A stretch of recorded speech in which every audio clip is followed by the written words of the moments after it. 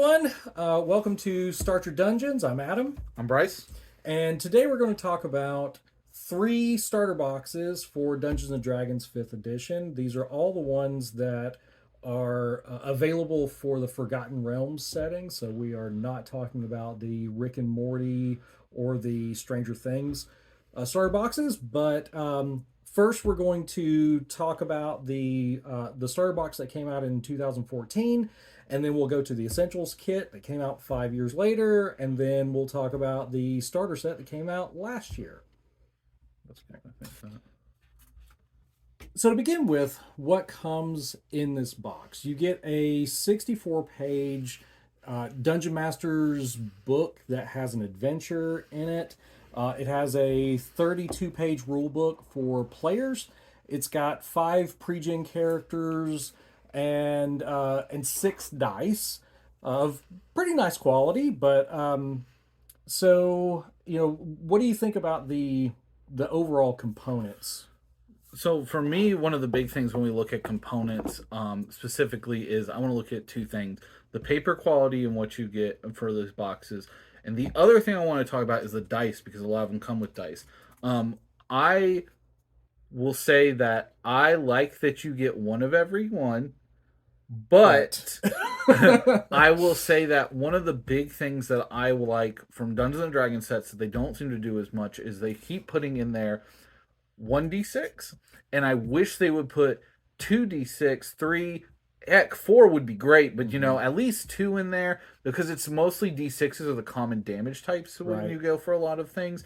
And the other thing I wish for is a percentile, in case you want to try that. And 2d20s, because if you're really pushing for this advantage system, I think it, as a new player, would be nice to have a blue and a red one, throw it out and do that.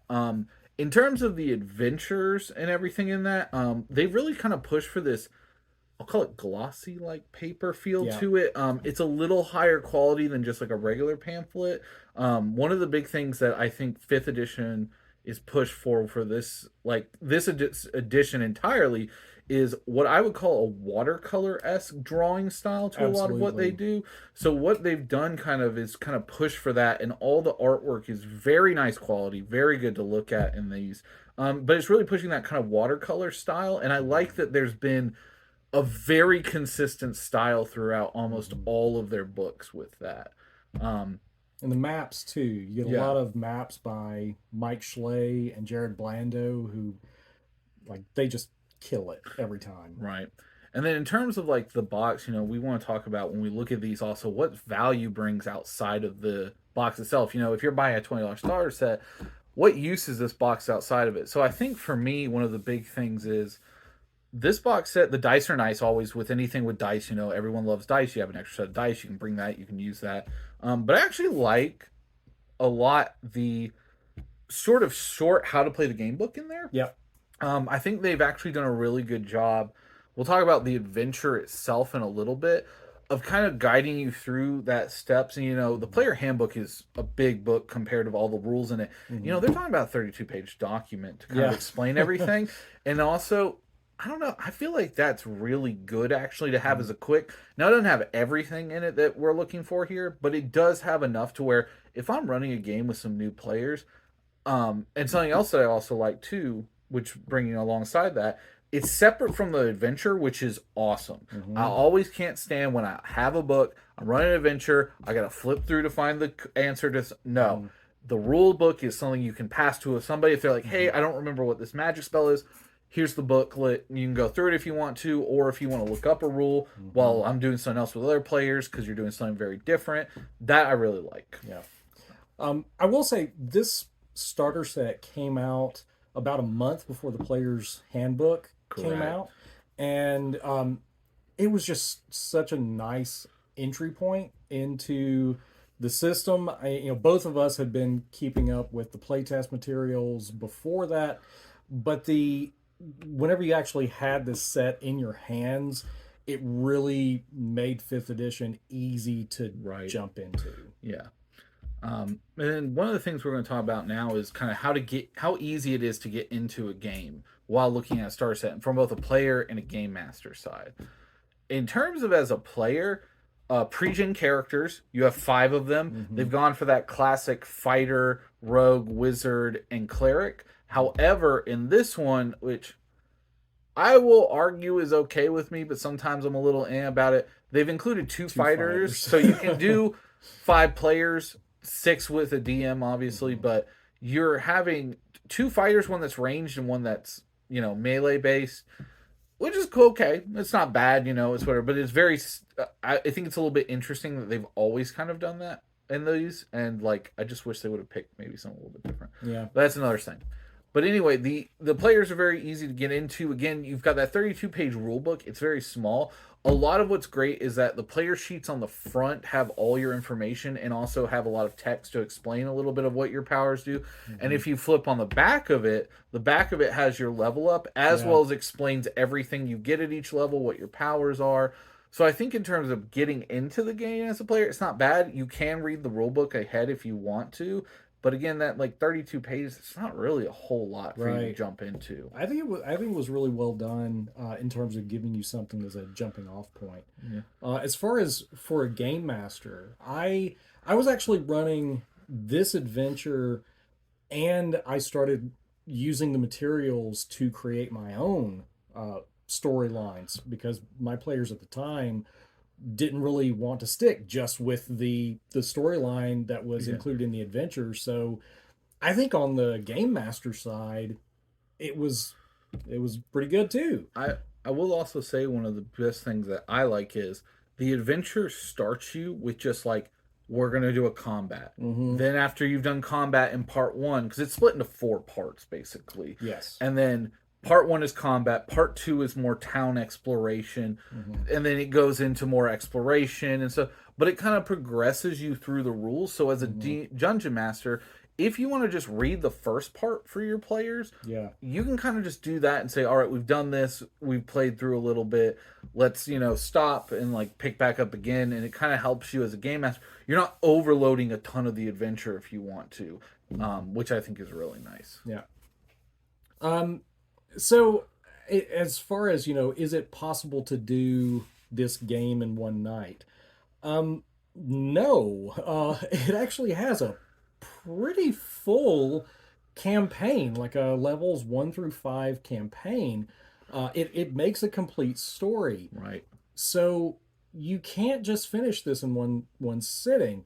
Now, what I would say is that each one of the levels that you could get could be done in a single night. But if players are exploring, probably not. But I would actually say that adds a little bit to the value for me. You're not just, it's not just a one and done kind of thing. Right. You play it for a while. I would say for me personally too, I agree with you first off. I think if you're going to do this in one day, it is a day-long thing. Yeah. It's actually more of a play it all for a long day thing, come over, maybe 10, 12-hour game, if you're really getting to explore all of it. One of the things I would say, though, in terms of how many sessions I think you could do this in, I do think if you're going fast enough, you can do part 1 and 2 in 4 hours. Mm-hmm. But it's the other bits that could be done in either their own session combined or in 2 separate sessions. So you're probably looking at 3-4 sessions. Now, if your players are taking a bit longer, you might push that. But I do think it's actually we'll call a standard game night 3 or 4 hours. Yeah. The first 2 are actually once you go through the first part of the adventure, you fight the goblins, then get to the town. If they're kind of not doing as much and you're not really pushing for them to find, I think that's a very plausible way to do that. I will say though, the last part of this adventure, even though this came out, 9 years ago, no spoilers, that last part does have a pretty large dungeon. Yeah. I think it's 21 rooms in total or something like that. It's big. So, it'll take you a while. Yeah. So, is this a good adventure to get into the system? So, what are your thoughts? 100%. So, I actually will argue that we'll compare a bunch of starter sets on this show, but I would argue that this starter set holds its story high and above other systems even. The Lost Mines of Phandelver is awesome. I actually think that it does a really good job of starting you out, getting you into the mechanics. Again, that combat to kind of like more skill based and like interactions, and then moving towards a big kind of sprawling adventure. Yeah. I think it's fantastic to really help you get into the system because again, it teaches you combat, using other non-combat abilities, how to do exploration, how to delve into a dungeon, and I think overall it does such a great job of just playing through, easing you into it. There are some tough fights in it, but you don't have to always do all that. Yeah. And I think that's a really great thing about this system. Storyline wise, talking pros and cons of it, I think I don't have a lot of cons for this adventure, honestly. I don't have any. Yeah, like I think it is very very well done, and I actually think one of the things that really helps this adventure is how much versatility it has. There are a couple of things, like especially in part 3, where you can kind of go to one or two different areas, Yeah. and you don't have to, which I think is really cool. And there are a lot of abilities where you can like I've actually played this campaign combatless. Like I've actually done it. I ran a wizard and a bard through it, and they ran full charm person, and like as a DM, I just ran with it. But like it can happen, And it is a very fun adventure because it has a lot of different ideas, and if your players, even though they're new, kind of want to try a few things, there's a lot of opportunity for that. I think it's also really good at world building. I mean, if this is your first introduction to the Forgotten Realms, Right. it gives you a small piece. You're not bombarded with the decades of lore that has built around the Forgotten Realms. It gives you like a small piece, but you can almost see over that next hill. Yeah. So for me, it ticks all the boxes when it comes to the adventure and just like what it is to play the game. Right. All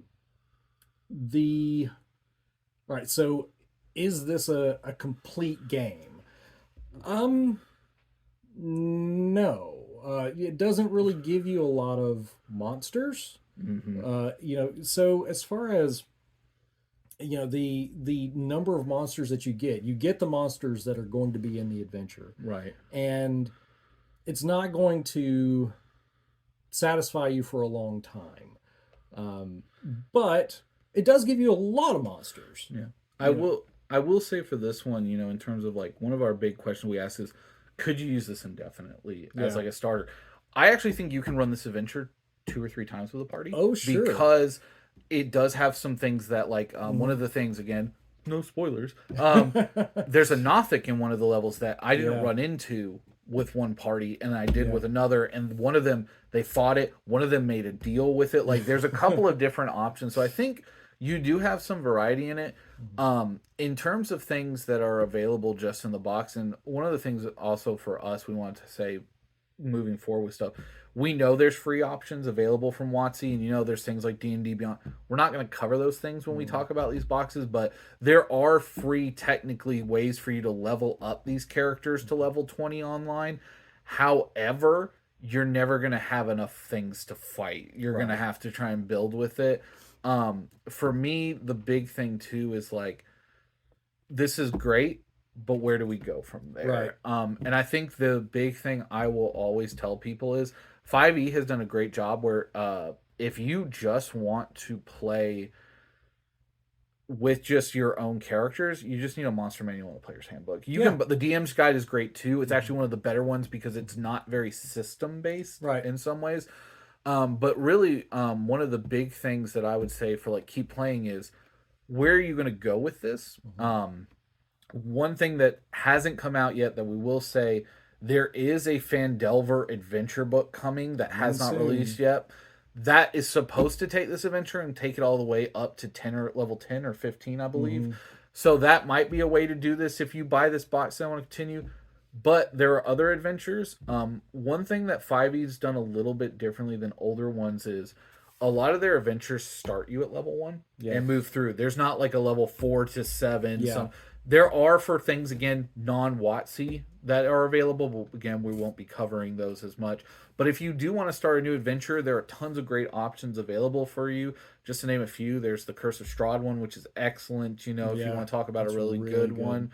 Um, a lot of the earlier stuff I would say is okay. Definitely some of the newer stuff is a little bit better. Hmm. And then if you want to continue from level 5, where this box technically ends, you can with some of the other adventure books they've released, like Hmm. that are one shotty. If you look at the Candlekeep book, you can do that because it has one for every level, Yeah. like kind of a one shot, and maybe just keep your characters in the library.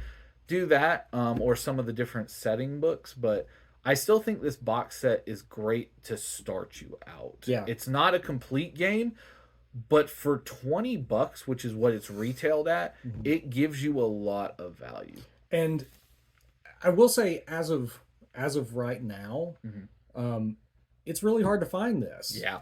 because most stores don't sell it. Now, I have found a few copies. I actually found a copy in plastic, plastic wrap, in a Barnes and Noble.